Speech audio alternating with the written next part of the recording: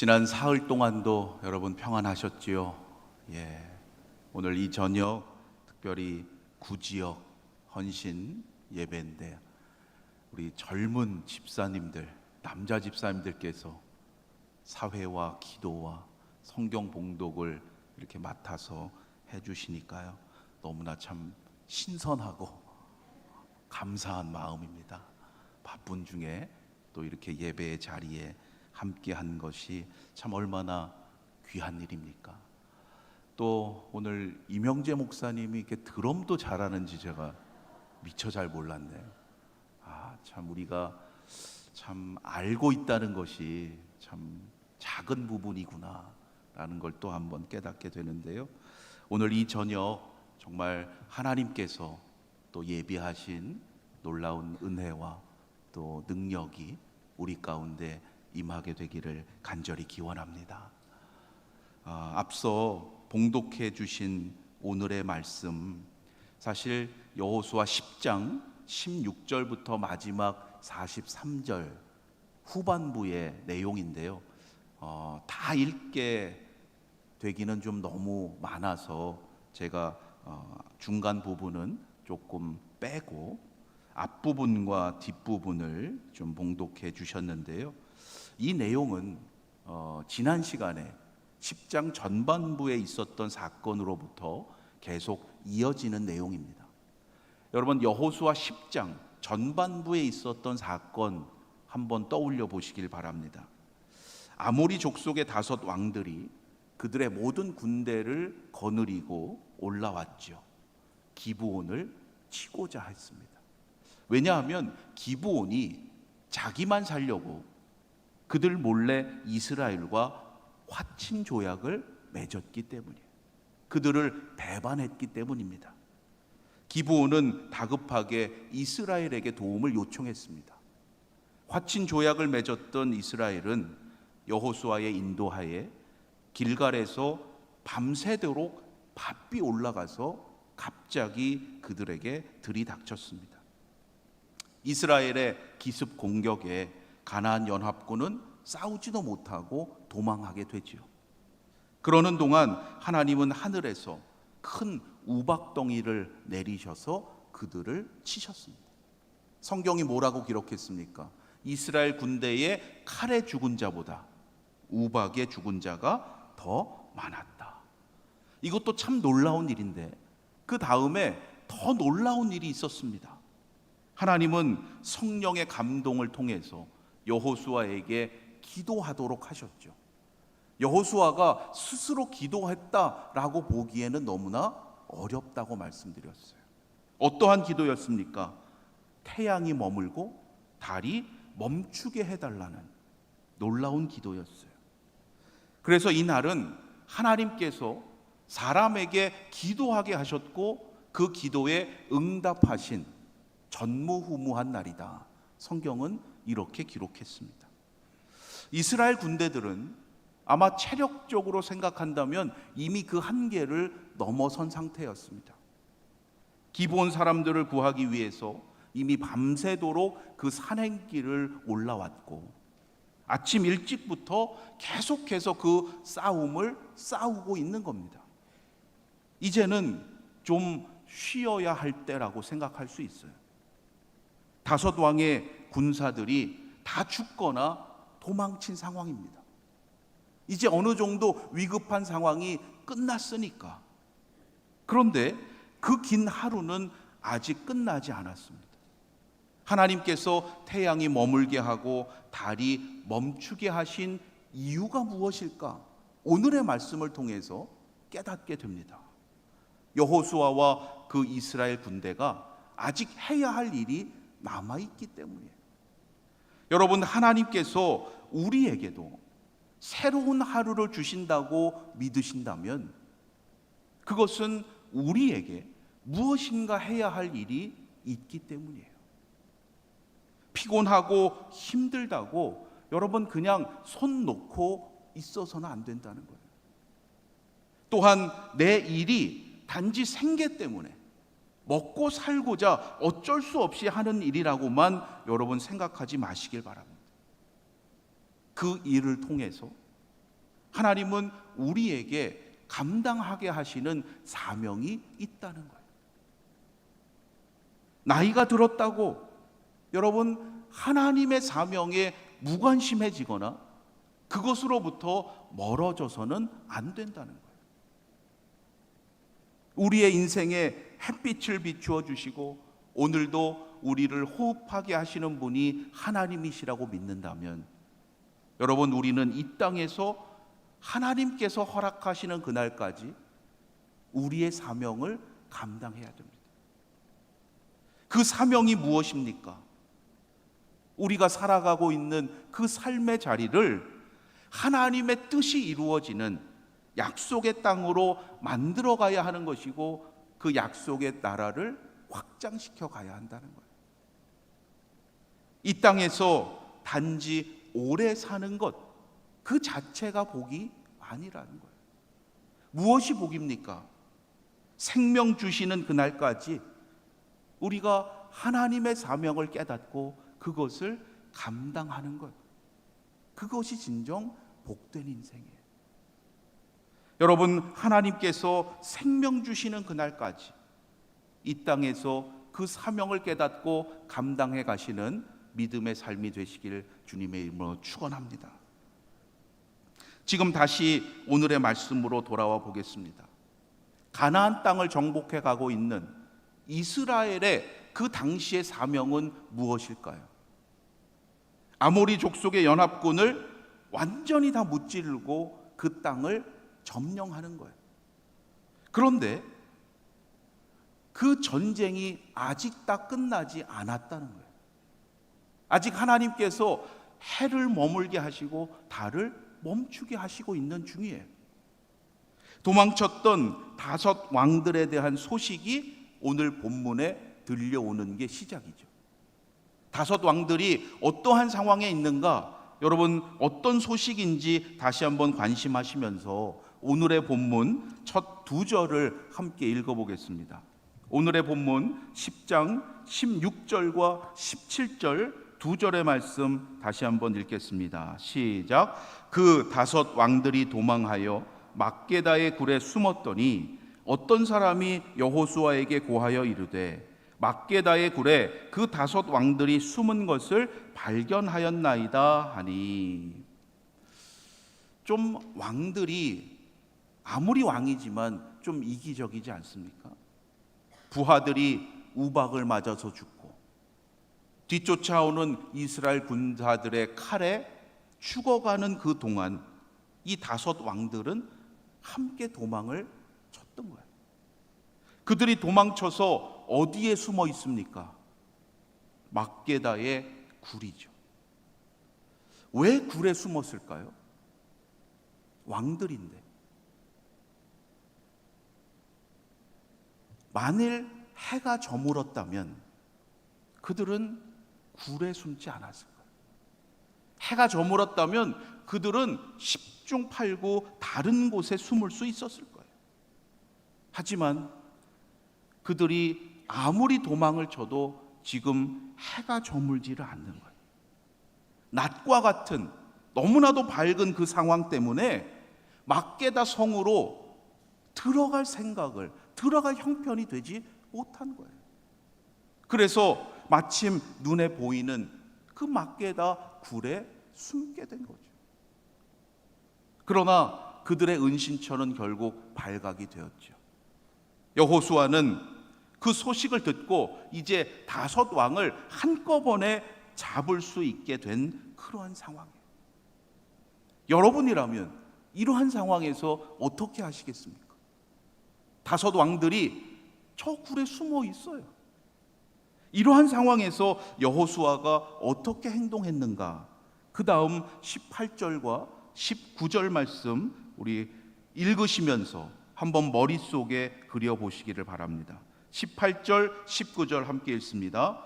여호수아가 이르되 굴 어귀에 큰 돌을 굴려 막고 사람을 그 곁에 두어 그들을 지키게 하고 너희는 지체하지 말고 너희 대적의 뒤를 따라가 그 후군을 쳐서 그들이 자기들의 성읍에 들어가지 못하게 하라.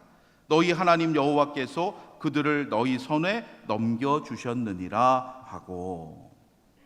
어떠십니까? 여러분이라면 지금 여호수아처럼 이렇게 하시겠습니까?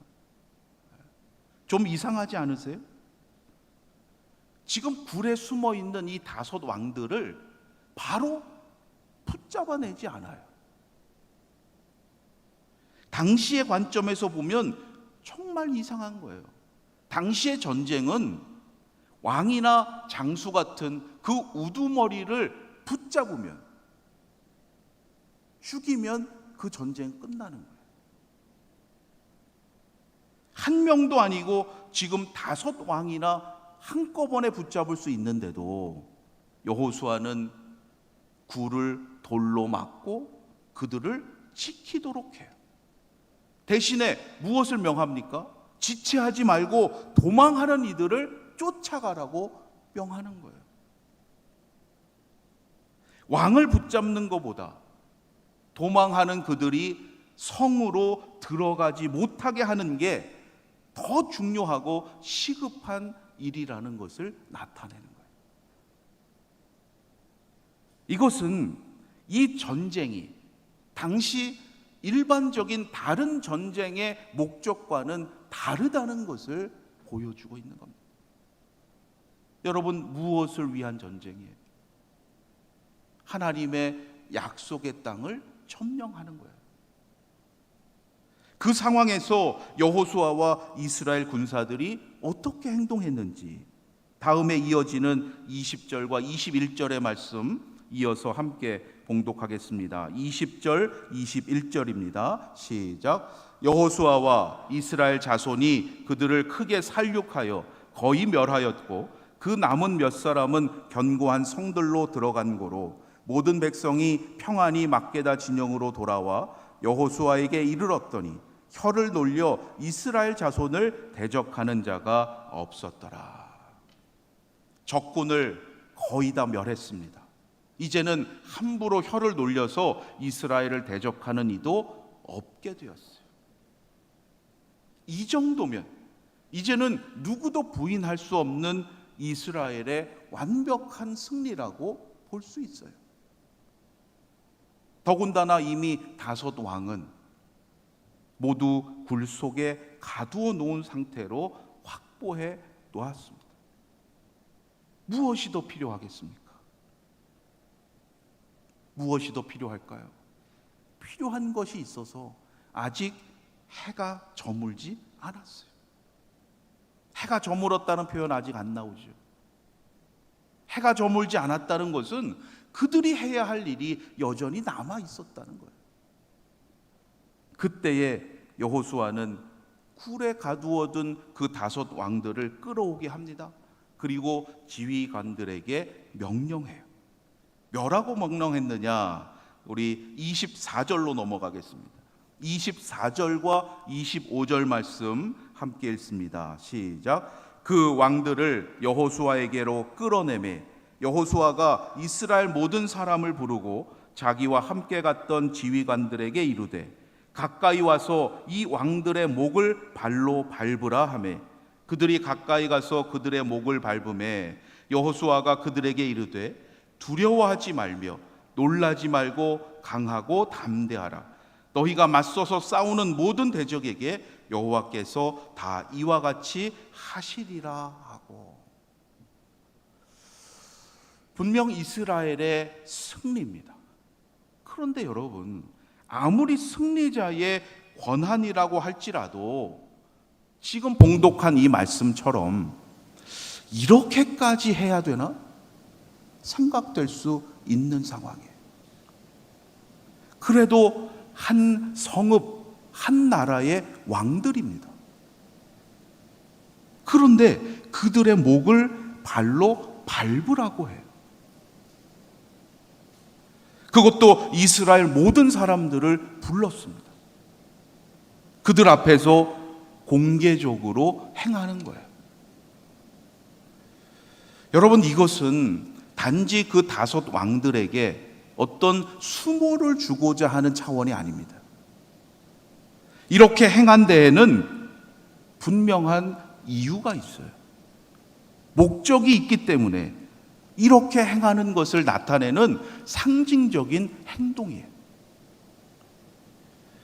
여호수아서를 시작하면서 하나님께서 약속하셨던 말씀이 있습니다. 여러분 기억하실 거예요.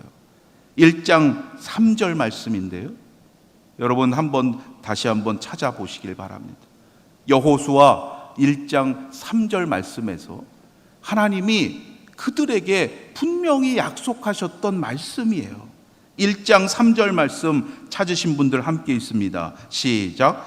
내가 모세에게 말한 바와 같이 너희 발바닥으로 밟는 곳은 모두 내가 너희에게 주었노니. 앞서 하셨던 이 말씀과 지금 왕들의 목을 밟는 이 행동이 연관이 있다는 거예요. 어떤 연관이 있습니까? 5 왕은 5 나라를 상징하는 거예요. 그들이 직접 그 성읍을 일일이 지금 가진 않았지만 그 5 왕들의 목을 밟음으로 인해서 하나님께서 약속하셨던 그 말씀이 이루어질 것이라는 것을 신뢰하는 거예요. 그 5 국가를 완전히 차지하는 것, 그것이 바로 지금 이스라엘이 이루어야 할 사명이라는 것을 잊지 않도록 여호수아가 선언하고 있는 거예요. 그러면서 여호수아가 이스라엘 백성들에게 어떠한 말을 하고 있습니까? 용기를 북돋는 말을 하죠. 두려워하지 말며 놀라지 말고 강하고 담대하라. 여호수아 스스로의 말이 아니에요. 여러분 기억하시죠? 앞서 여호수아가 모세의 수종자로 후계자로 세움을 받을 때 두려움과 염려 가운데 있던 그 상황에서 하나님께서 주셨던 바로 그 말씀. 여러분 이 말씀을 통해서 우리가 또한 깨닫게 됩니다. 여호수아처럼 두렵고 떨릴 때 우리가 하나님의 말씀을 통해서 용기를 얻고 새 힘을 얻은 그 말씀들이 우리에게만 거하는 것이 아니라 여러분 그러한 상황에 있는 그 누군가에게 전하여지게 되어야 됩니다. 여러분에게 은혜를 주셨던 그 말씀이 또한 다른 사람에게도 놀라운 은혜가 되게 하는 여러분 복된 통로가 되시기를 주님의 이름으로 축원합니다. 여호수아는 하나님의 약속을 이스라엘 백성들에게 이렇게 다시금 상기시킨 후에 이제 5 왕을 공개적으로 처형해요. 어떻게 처형했는가? 26절과 27절 말씀에 기록되어 있는데요. 26절과 27절 우리 다시 한번 함께 읽겠습니다. 시작. 그 후에 여호수아가 그 왕들을 쳐 죽여 5 나무에 매달고 저녁까지 나무에 달린 채로 두었다가 해질 때에 여호수아가 명령하며 그들의 시체를 나무에서 내려 그들이 숨었던 굴 안에 던지고 굴 어귀를 큰 돌로 막았더니 오늘까지 그대로 있더라. 드디어 해질 때라는 게 나왔어요. 네. 긴 하루가 이제 저물어 가는 그러한 상황이라는 거죠. 왕들을 쳐 죽여서 나무에 매달고 저녁까지 두었습니다. 왜 그랬을까요? 아마도 다른 가나안 족속들에게 특히 바로 앞에 있는 그 막게다 성읍 사람들이 볼 때 이스라엘의 힘이 얼마나 강한지 그들이 섬기는 여호와가 얼마나 대단하신 분인지를 나타내 보여주고자 했을 거예요. 이 모든 일을 마치자 드디어 해가 지려고 하는 거죠. 해질 때가 지자 여호수아는 그들의 시체를 나무에서 내리게 합니다. 그 상태로 조금 더 둘 수도 있잖아요. 그 잠깐 동안 하루도 안 되는 시간만 매달아 놓지 말고 조금 더 두어서 많은 사람들이 더 오래 보게 하면 여러분 더 좋은 거 아니에요? 그런데 그렇지 않았어요. 여호수아는 모세를 통해 주셨던 하나님의 말씀을 기억하고 그 말씀에 순종하는 거예요.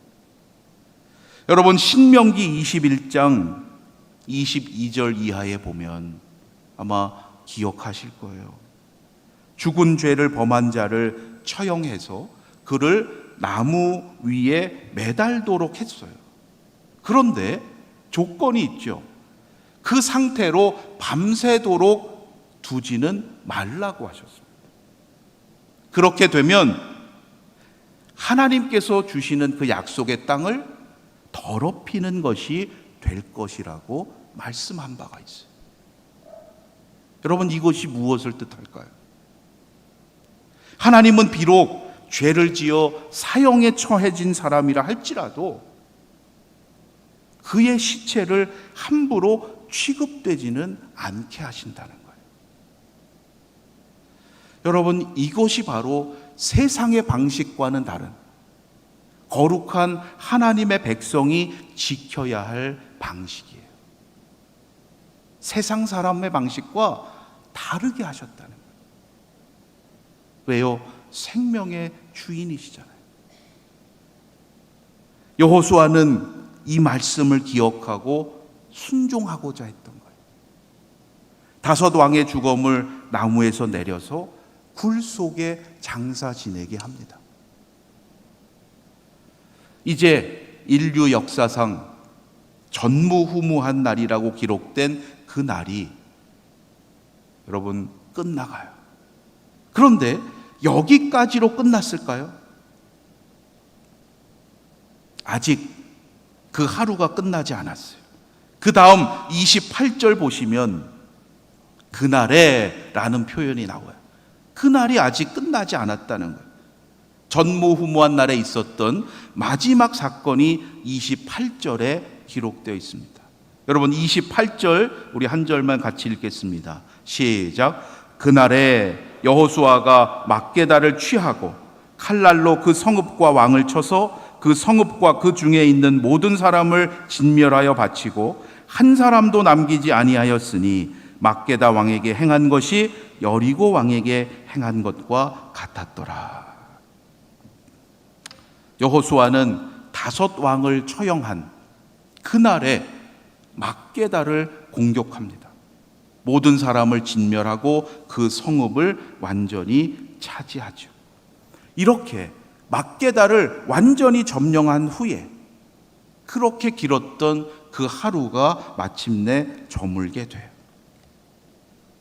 오늘 읽지 않은 그 다음에 이어지는 29절 이하의 말씀은 이 5 왕의 연합군들을 이렇게 다 물리친 후에 그 주변의 성읍들을 하나씩 점령해 가는 내용입니다. 여호수아와 그 백성들은 막게다를 베이스 캠프로 사용하면서 그 주변의 성읍들을 하나씩 동일한 방식으로 점령해 가요.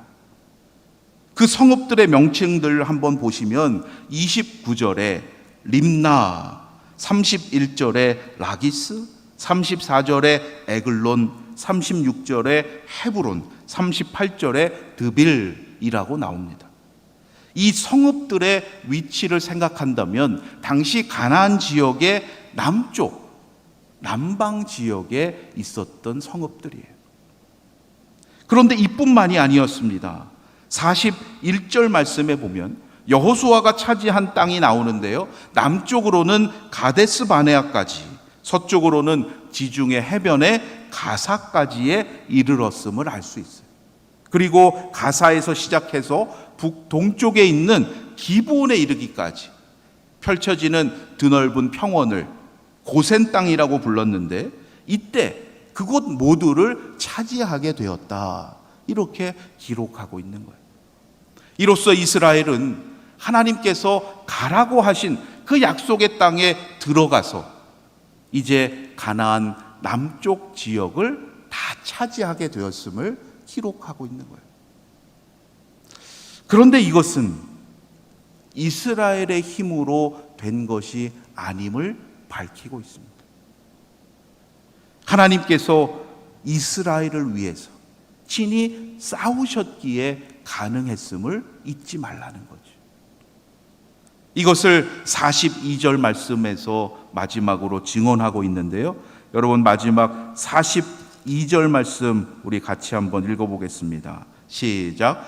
이스라엘의 하나님 여호와께서 이스라엘을 위하여 싸우셨으므로 여호수아가 이 모든 왕들과 그들의 땅을 단번에 빼앗으니라. 오늘의 말씀은 하나님을 대적하는 자의 비참한 최후를 우리에게 증언하고 있어요. 기브온을 치고자 이스라엘과 대적했던 그 5 왕들, 하나님을 대적한 거죠. 그들이 섬기는 하나님을 인정하지 않고 그들 스스로의 힘으로 두려운 마음을 극복해 보고자 했던 거예요. 그들의 선택의 결과는 너무나 참혹한 죽음이었습니다. 여러분, 우리도 하루하루의 삶에서 또한 어떤 인생의 중요한 과정에서 크고 작은 선택을 하게 돼요.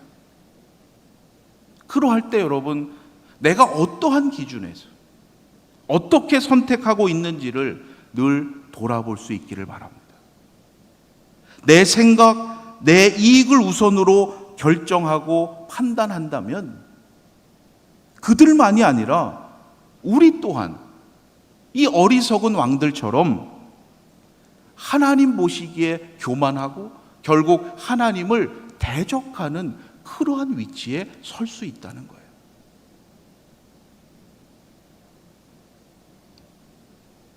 언제나 하나님 편에 서는 믿음의 삶이 되시기를 주님의 이름으로 축원합니다. 오늘의 말씀에서 또한 인상적인 것이 있습니다. 이미 전쟁의 승패가 다 끝난 상황처럼 보입니다. 그런데 여호수아는 끝까지 그 대적들을, 그 남방의 성읍들을 차지해 가는데 공통적으로 계속해서 등장하는 표현이 있죠. 하나도 남김없이 모두 다 진멸한다는 내용이 계속해서 반복돼요. 그들을 다 진멸하기 위해서 한순간도 고삐를 늦추지 않았다는 거예요. 긴장을 풀지 않았다는 거예요. 그렇게까지 다 죽여야 합니까? 여러분, 너무 잔인하게 생각될 수 있죠. 그거는 오늘 우리의 관점에서예요.